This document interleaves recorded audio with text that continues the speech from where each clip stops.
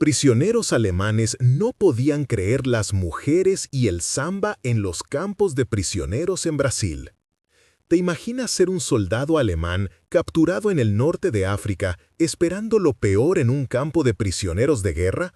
Y que en lugar de encontrar torturas y trabajos forzados, te reciban con música, mujeres hermosas paseando por ahí y bailes de samba? Suena completamente loco, ¿verdad? Pues prepárate porque esto realmente pasó. Durante la Segunda Guerra Mundial, miles de prisioneros alemanes fueron enviados a Brasil y lo que encontraron allí fue tan increíble que muchos no quisieron regresar a su país cuando terminó la guerra. Estamos hablando de campos de prisioneros donde los alemanes aprendieron a tocar samba, se enamoraron de brasileñas, montaron negocios y algunos hasta se convirtieron en íconos de la cultura local. Una historia tan absurda que parece sacada de una comedia, pero que cambió para siempre la vida de miles de personas en ambos lados del océano. ¿Cómo es posible que el país del carnaval y la caipiriña se convirtiera en el destino más deseado para los prisioneros de guerra nazis? Para entenderlo, tenemos que viajar al Brasil de los años 40, un país que estaba a punto de convertir la guerra más terrible de la historia en una fiesta tropical. Pero antes de sumergirnos en esta locura, déjame contarte algo que va a volarte la mente. Cuando la guerra terminó, las autoridades alemanas tuvieron que mandar delegaciones especiales a Brasil para convencer a sus propios soldados de que regresaran a casa. Y aún así, más de 4.000 veteranos del ejército alemán prefirieron quedarse en Brasil, convertirse en ciudadanos brasileños y vivir el resto de sus vidas bailando samba en lugar de regresar a reconstruir la patria por la que habían luchado. Esta es la historia de cómo Brasil hizo lo impensable, convirtió a soldados nazis en zambistas enamorados. Para entender esta historia increíble, tenemos que transportarnos al Brasil de 1942, un país que vivía una de las contradicciones más fascinantes de América Latina. Getúlio Vargas gobernaba con mano firme desde 1930, estableciendo lo que llamó el Estado Novo, un régimen autoritario que había coqueteado peligrosamente con las potencias fascistas europeas. Y no era casualidad, Brasil tenía la mayor población de ascendencia alemana fuera de Alemania, más de 1 millón de personas concentradas principalmente en los estados del sur como Río Grande do Sul, Santa Catarina y Paraná. Ciudades enteras como Blumenau y Pomerode parecían sacadas directamente de Baviera, con casas de arquitectura alpina, cervecerías tradicionales y poblaciones que hablaban alemán como lengua principal. Estos colonos alemanes habían llegado a Brasil desde mediados del siglo XIX, huyendo de las guerras europeas y buscando oportunidades en el Nuevo Mundo. Habían construido comunidades prósperas, mantenían tradiciones bávaras intactas y muchos seguían identificándose profundamente con la madre patria. Cuando Hitler llegó al poder, varios líderes comunitarios alemanes en Brasil expresaron su admiración por el renacimiento de Alemania. El mismo Vargas había jugado un juego diplomático peligroso.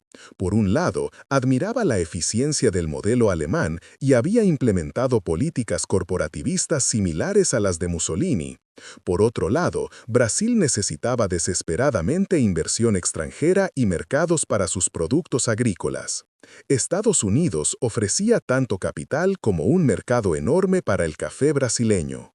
La situación se complicó cuando comenzó la guerra. Brasil se declaró oficialmente neutral, pero en la práctica operaba como un aliado informal de Estados Unidos. Permitía bases militares estadounidenses en su territorio, vendía materias primas estratégicas a los aliados y sus diplomáticos trabajaban silenciosamente para aislar a las potencias del eje en América Latina.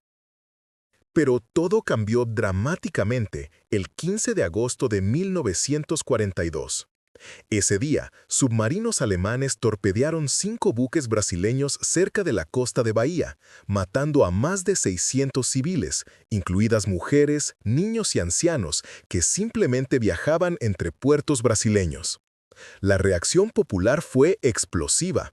Las calles de Río de Janeiro, Sao Paulo, Salvador y Recife se llenaron de manifestantes furiosos gritando «Abajo Hitler» y «Brasil con los aliados».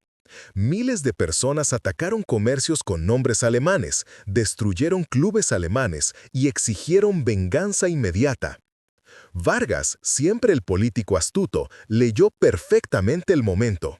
El 22 de agosto de 1942, exactamente una semana después de los torpedeos, Brasil declaró oficialmente la guerra a Alemania e Italia. Pero aquí es donde la historia se pone interesante. Brasil se había comprometido a luchar contra los nazis, pero no tenía ni la más remota idea de qué hacer con los prisioneros de guerra alemanes que pronto comenzarían a llegar. El país había mantenido una neutralidad casi absoluta en conflictos internacionales durante toda su historia independiente. Sus cárceles estaban diseñadas para bandidos y criminales comunes, no para soldados enemigos entrenados, y menos aún para soldados alemanes, que en la propaganda aliada eran descritos como fanáticos implacables, máquinas de guerra sin sentimientos. La realidad brasileña era completamente diferente. Este era un país donde las relaciones humanas se construían sobre la simpatía personal más que sobre protocolos rígidos.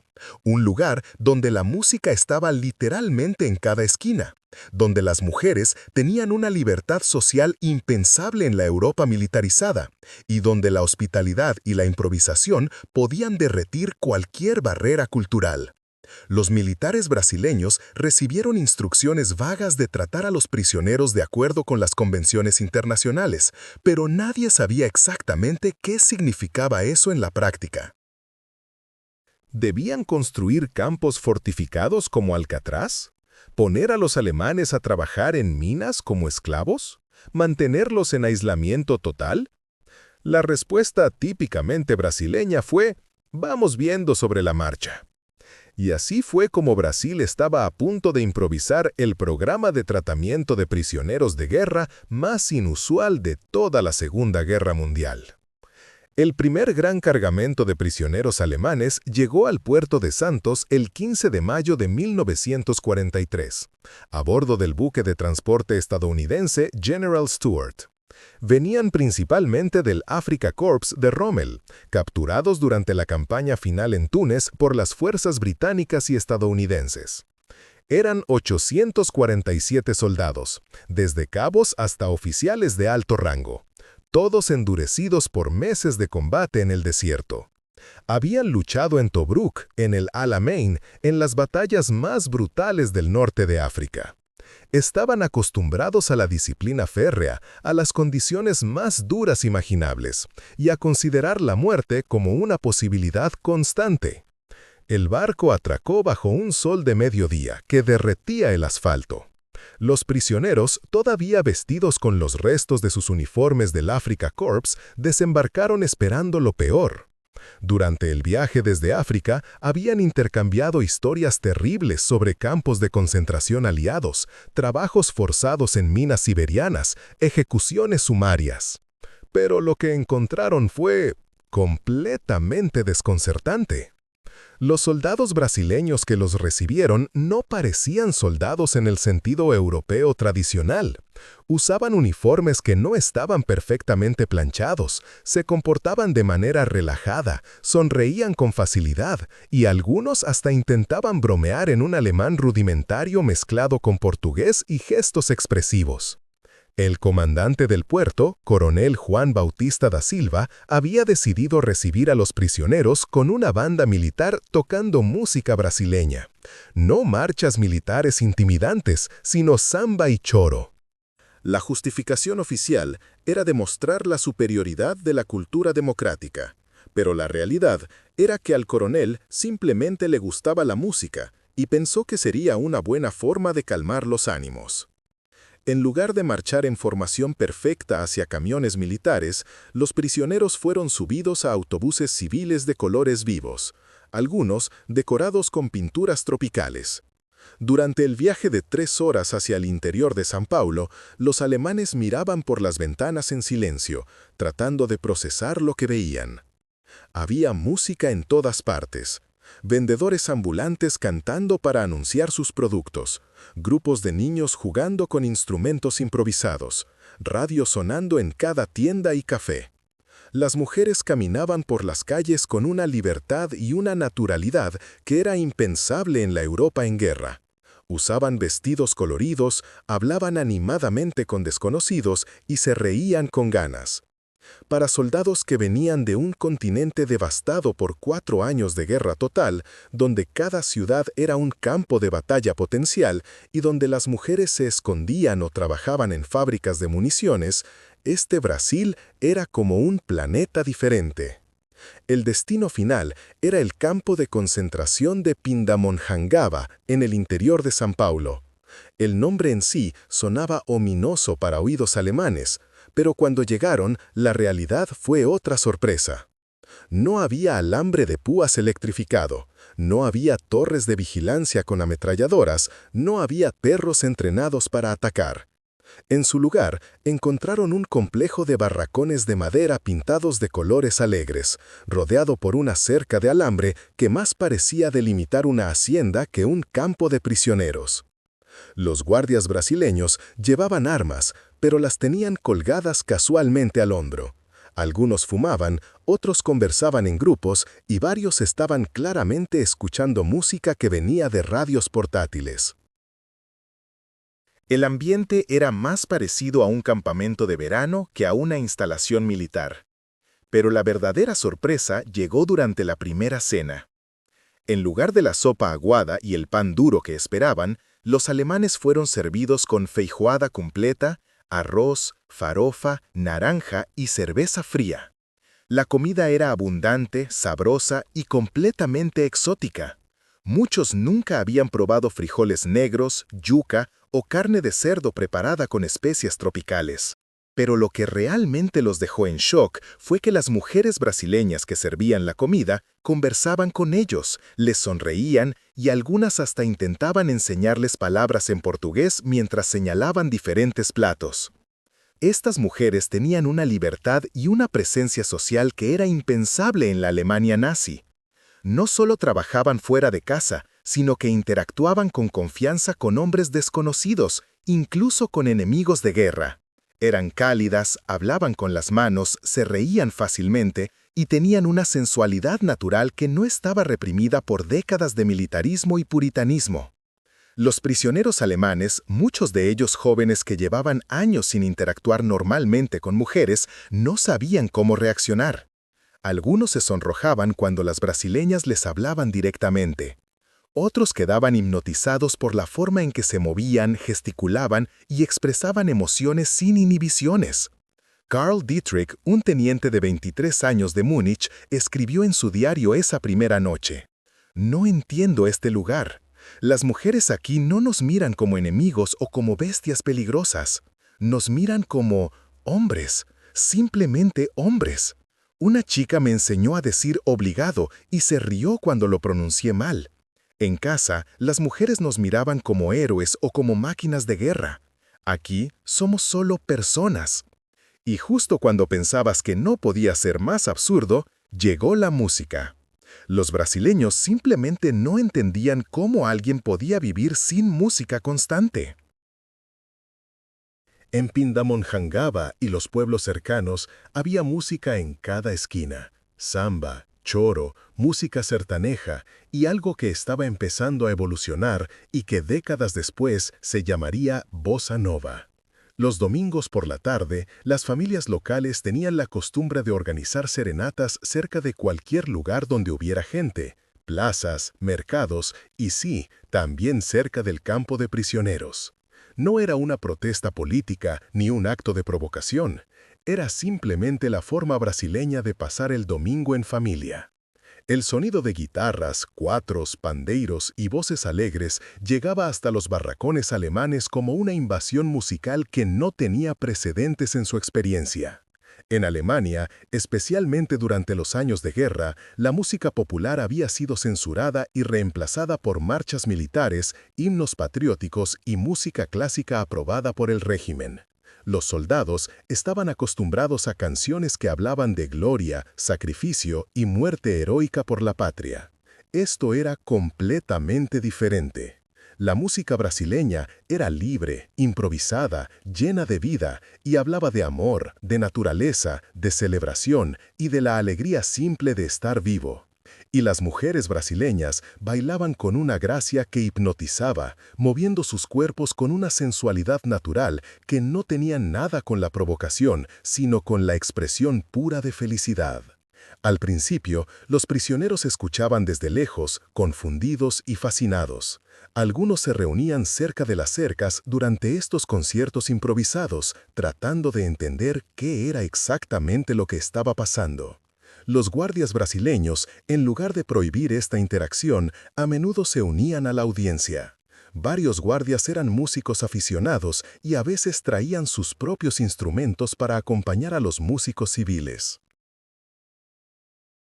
Pronto, algunos músicos locales comenzaron a tocar directamente para los alemanes, curiosos por ver las reacciones de estos extranjeros tan serios y disciplinados. Y algunas mujeres brasileñas, naturalmente sociables y curiosas, comenzaron a acercarse a la cerca para hablar con los prisioneros. Aquí es donde la historia toma un giro que ni el gobierno brasileño ni las autoridades alemanas habían anticipado. El primer romance documentado entre un prisionero alemán y una brasileña ocurrió exactamente el 23 de julio de 1943, apenas 2 meses después de la llegada del primer grupo. Hans Müller, un sargento de los 24 años del Afrika Korps, se enamoró perdidamente de María da Conceição Santos, una profesora de escuela primaria de 22 años que vivía en Pindamonhangaba. La historia comenzó de la forma más inocente posible. María formaba parte de un grupo de voluntarios que había comenzado a dar clases de portugués a los prisioneros alemanes. La idea había surgido del padre Antonio Silva, el párroco local, quien argumentó que enseñar el idioma a los alemanes era tanto un acto cristiano de caridad como una forma práctica de facilitar su eventual integración o repatriación. Hans había sido maestro de escuela en Alemania antes de la guerra e inmediatamente se destacó como el estudiante más dedicado de la clase de portugués. Tenía facilidad para los idiomas y una curiosidad genuina por entender la cultura brasileña que iba mucho más allá del interés superficial de sus compañeros. María quedó impresionada por la seriedad con que Hans abordaba el aprendizaje, pero también por su gentileza y su sentido del humor que emergía gradualmente conforme mejoraba su portugués.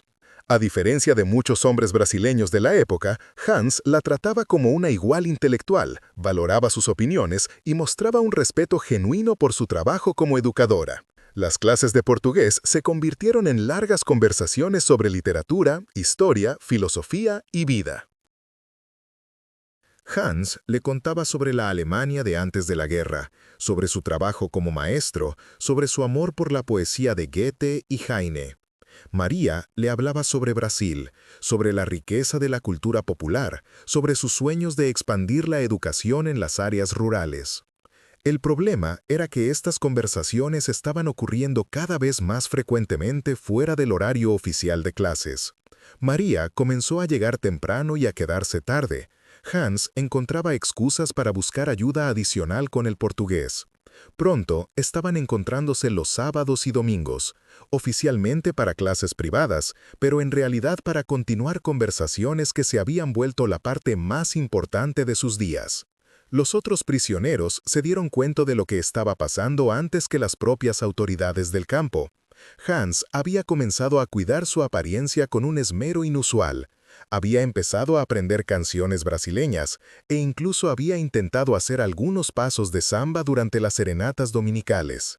El romance salió a la luz cuando María llegó al campo un domingo por la tarde con un ramo de flores silvestres para decorar el aula de clases.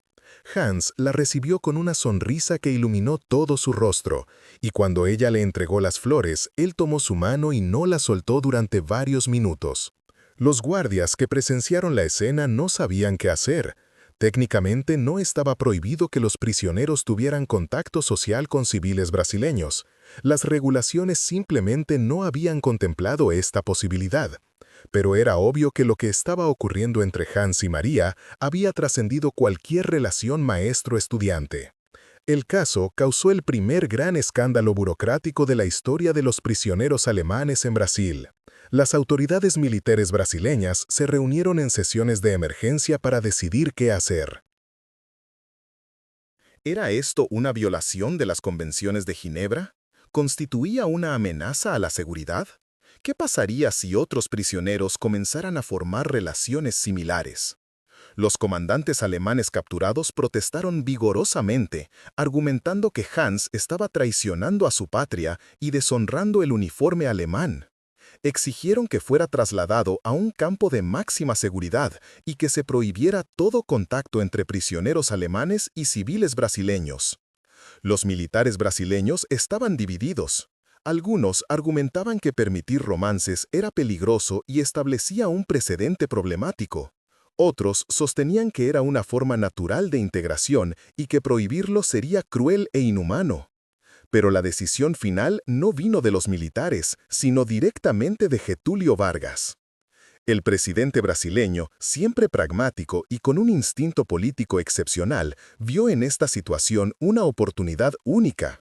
Si los prisioneros alemanes estaban integrándose naturalmente a la sociedad brasileña, ¿por qué no aprovechar esta situación para demostrar la superioridad de la democracia brasileña y para facilitar la reconstrucción postguerra? La decisión presidencial fue revolucionaria y completamente sin precedentes en la historia militar moderna.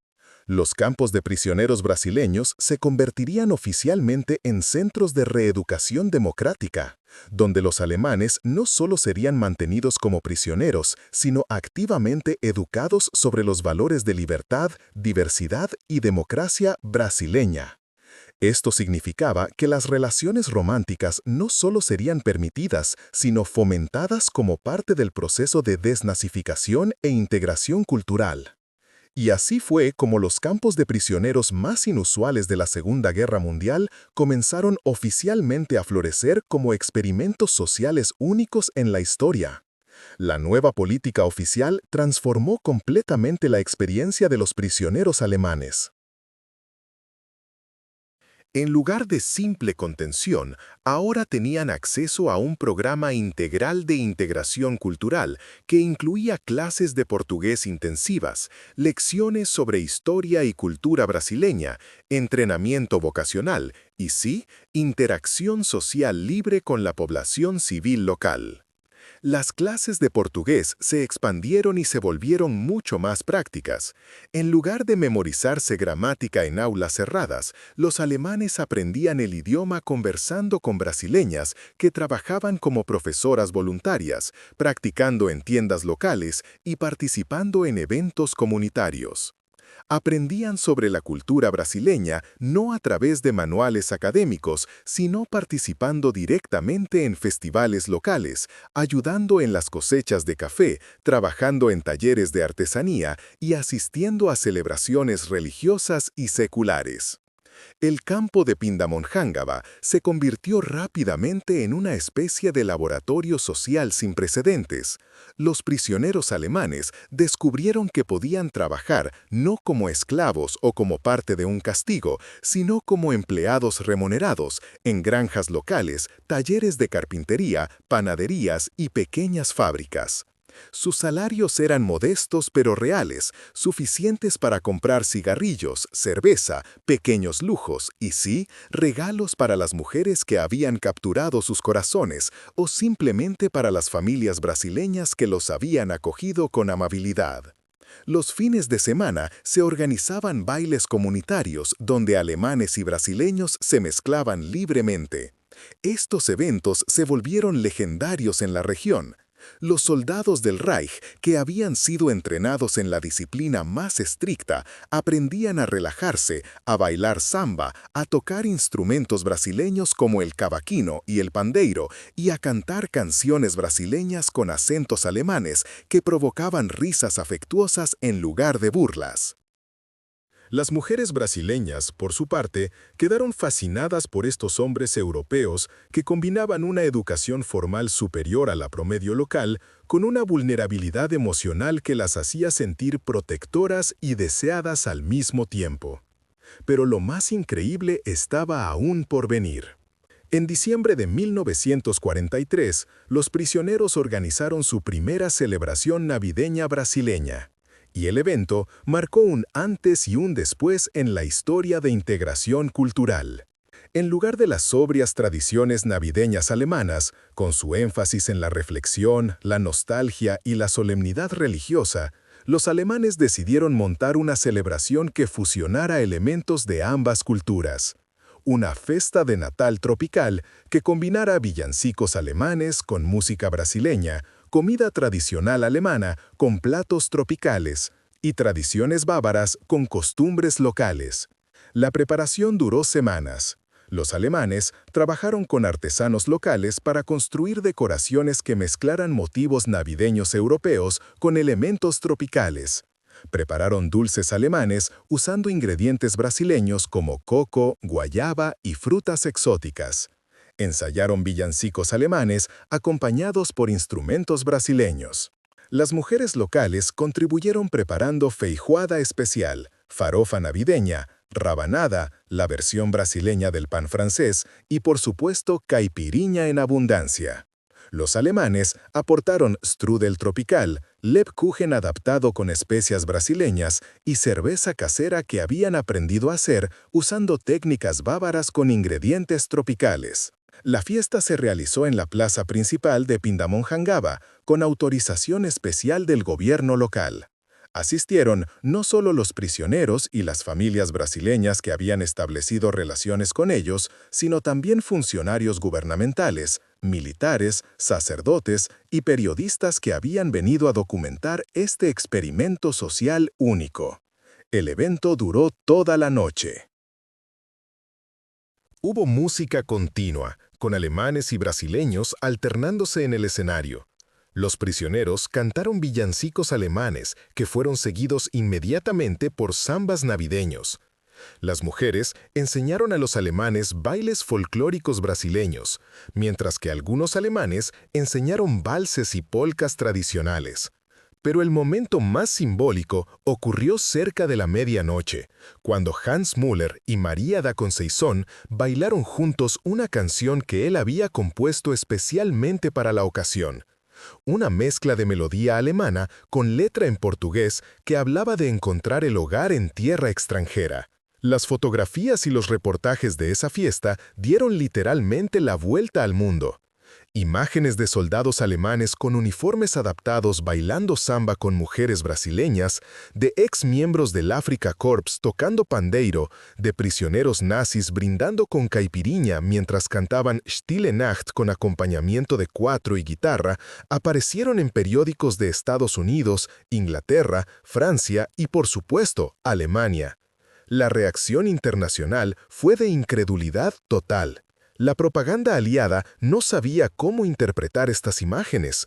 Por un lado, parecían demostrar que Brasil estaba convirtiendo exitosamente a los soldados nazis, demostrando la superioridad de los valores democráticos. Por otro lado, las imágenes de fraternización tan íntima con el enemigo generaron preocupaciones sobre si Brasil estaba siendo demasiado blando con prisioneros que habían servido a uno de los regímenes más brutales de la historia. Los periódicos alemanes, controlados por el régimen nazi, inicialmente trataron de censurar estas imágenes, pero eventualmente las usaron como propaganda negativa, argumentando que demostraban cómo los aliados estaban corrompiendo y seduciendo a los soldados alemanes para que traicionaran a su patria. Pero para los prisioneros en Brasil, la reacción internacional era irrelevante.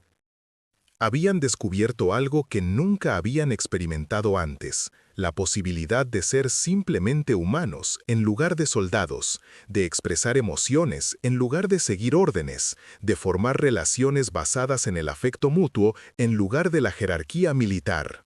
Heinrich Weber, un cabo de artillería de 26 años de Hamburgo, escribió en una carta a su familia que fue interceptada por los censores militares: "No puedo explicar este país. Vine aquí preparado para morir con honor o para sufrir con dignidad, y en cambio he encontrado más libertad y felicidad de la que nunca tuve en Alemania. Las mujeres aquí no nos temen ni nos idolatran, simplemente nos aceptan como somos. La música está en todas partes, como el aire que respiramos. Nadie nos grita órdenes desde que amanece hasta que anochece. ¿Cómo es posible que hayamos estado luchando contra esto? ¿Cómo es posible que esto sea lo que nos dijeron que era el enemigo? Otto Schneider, un teniente de artillería de 28 años de Múnich, fue más directo en su evaluación. Si esto es ser prisionero, jamás quiero ser libre. Pero la historia se volvió aún más increíble cuando algunos prisioneros comenzaron a montar sus propios negocios con la bendición oficial de las autoridades brasileñas.